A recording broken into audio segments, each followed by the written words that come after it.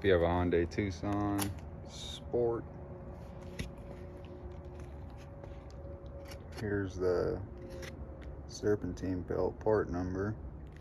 So you want to clear all the debris and stuff out. Sorry, the color of the light's a little weird, but you'll want to get it around that bottom pulley, around that one, and then the alternator here.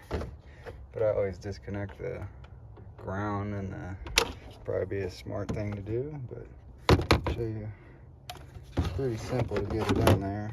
Okay, so now that you're all wrapped around everything, all the pulleys, and you're in the grooves and everything, the bottom one's hanging loose, but we'll tighten that up when we go around the Serpentine belt tensioner right here.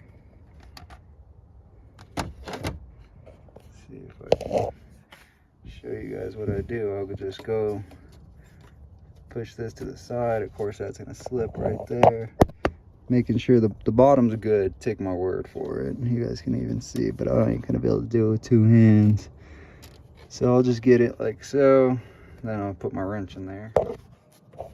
So with I just slipped it underneath like this. Man, my hand's right in the way, but I just slid it underneath like so and got the bolt like that. Okay, but you're gonna want to go this might work right here. Give me a second to get it pushed back as far as you can get the tensioner. I got the tensioner all the way back as pretty close as I can. I'll just hard to do this one hand. Let's see if I can find somewhere. Give you guys an idea. So I'll just literally, it'll just slide on there. Literally, it's on there. That's it. Make sure everything's lined up. So